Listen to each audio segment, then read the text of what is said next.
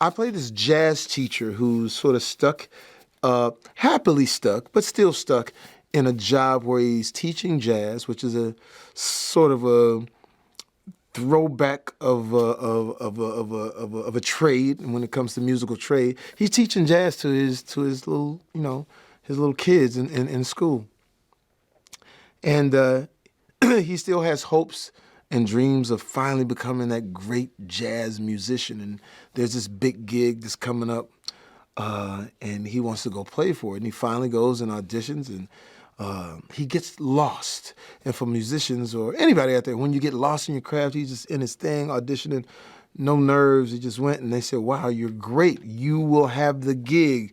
Finally, your life will be right. He runs out the door like everything is great. And as soon as he runs out the door, he falls into a manhole, and his whole life and afterlife changes. 22 is I would say, lack of a better word, not cynical, but it's like, doesn't really see the reason to enjoy this earth thing. And so she's a person that needs to be convinced. She's been, for lack of a better word, stuck in this delightful limbo for a while, and just hasn't met the right person to tell her the right things to make her understand how life on Earth could be. And so she's a tough cookie, played by Tina Fey wonderfully. You got the talented Tina Fey, who's just, come on.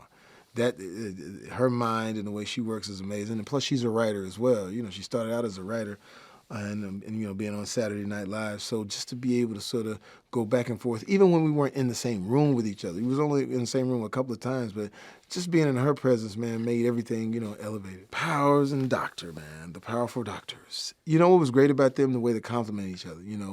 It was like, as we were going through the script, they would try this and try that. It was never like, man, if you don't do that, then, we're going to break it down. It was really like complimentary, and it seemed like they had a great hold on everything. And, and Doc, this is his thing. So, and then it was the good challenging part of it is to make it animated.